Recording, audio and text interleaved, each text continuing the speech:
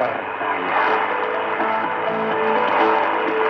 Saudara, bersama dengan saya, Budi Jambodo dalam program Jalan 66. Sekali karena kita mempersembahkan program yang memberikan pengetahuan Alkitabiah dan menunjukkan kepada kita jalan keselamatan.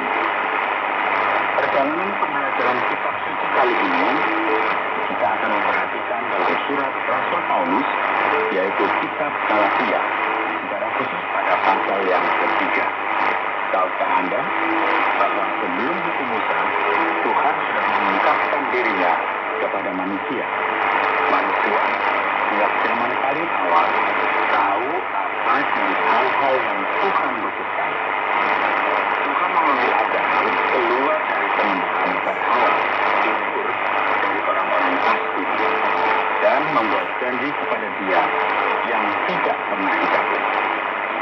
Janji merujuk pada masa depan ketika Tuhan akan mengirimkan putranya yang tunggal, Yesus Kristus. Dan saat ini kita melihat dalam pasal yang ketiga dari kitab Galatia. Pak Yohanes akan menyampaikan tema hukum dan janji. Saudara, mari kita lanjutkan melihat surat kepada orang Galatia.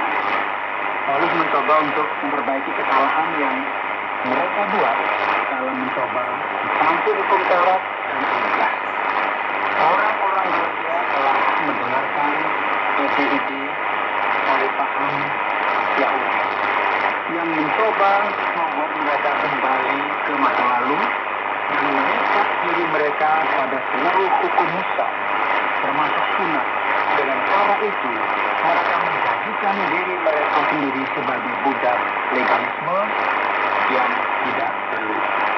Dalam pasal 3, Paulus menegur orang-orang Galatia karena meninggalkan doktrin besar tentang pembenaran melalui iman dalam Kristus saja. Saudara, saya mengajak kita membaca Alkitab dari Galatia pasal yang ketiga. Kita mulai dari ayat yang pertama.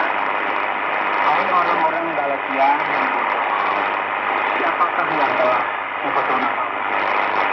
Bukankah Yesus Kristus yang disalibkan itu telah dibuktikan dengan terang di depanmu? Hanya ini yang ku ketahui dari kata kamu. Adakah kamu telah menerima roh karena melakukan hukum Taurat atau karena percaya kepada pemberitaan Injil? Apakah kamu sebodoh itu? Kamu telah mulai dengan roh. Maukah kamu sekarang mengakhirinya di dalam daging? Sia-siakah semua yang telah kamu alami sebanyak itu? Masakan sia-sia. Jadi bagaimana sekarang? Apakah ia yang menganugerahkan roh kepada kamu dengan berlimpah-limpah dan yang melakukan kisah kamu berbuat demikian karena kamu melakukan hukum Taurat atau karena kamu percaya kepada pemberitaan Injil? Cara itu jugalah Abraham percaya kepada Allah, maka Allah memperhitungkan hal itu kepadanya sebagai kebenaran. Saudara, saya ingin jelaskan di sini. Paulus mengatakan jika kita diselamatkan oleh iman. Mengapa kembali berpikir bahwa kita bisa diselamatkan oleh perbuatan? Atau dengan kata lain, bagaimana kita bisa menyerikatkan keselamatan yang telah beri untuk kita dengan kembali ke keselamatan berdasarkan perbuatan? Orang-orang yang mengandalkan perbuatan untuk menyelamatkan mereka banyak perbuatan yang atau jika kita harus memiliki kegagalan dalam perbuatan kita, apakah itu meniadakan iman penyelamatan kita? Dan jika tidak, apa gunanya perbuatan? Nah, itu saja harus saya jelaskan untuk ayat yang benar. Yuk kita sambung lagi sekarang ayat yang ketujuh. Jadi kamu lihat bahwa mereka yang hidup dari iman, mereka itulah anak-anak Abraham. Dan kita saksi yang sebenarnya mengetahui bahwa Allah membenarkan orang-orang bukan Yahudi oleh karena iman. Telah terlebih dahulu memberitakan Injil kepada Abraham. Olehmu segala bangsa akan diberkati. Jadi mereka hidup dari iman. berarti sama-sama dengan Abraham yang beriman itu.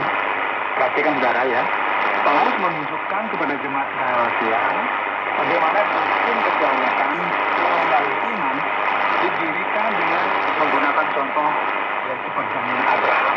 Kalau kita baca dalam Kejadian pasal yang ke-12, mengatakan bahwa dia akan menjadi bapak bangsa-bangsa dan semua bangsa akan diberkati melalui Abraham.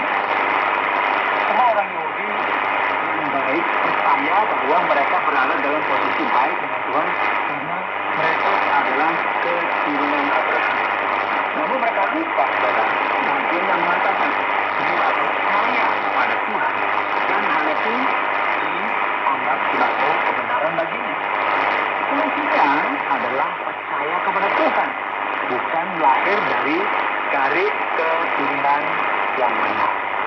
Orang-orang Yahudi mengaku seperti itu, dan orang-orang non-Yahudi yang tidak bisa mengklaim bahwa mereka adalah anak Abraham sama sekali tidak kurang jauh anak Abraham dibandingkan dengan orang-orang Yahudi yang beriman, karena semua orang yang mencari Tuhan dalam iman percaya pada apa yang dikatakan Tuhan dianggap sebagai anak-anak Abraham di mata Tuhan. Nah, di sisi lain Paulus memiliki beberapa kata-kata yang sangat mencerahkan bagi mereka yang harapan keselamatannya ada dalam hukum Musa. Asal dikatakan seperti ini karena semua orang yang hidup dari pekerjaan hukum Taurat berada di bawah kutuk.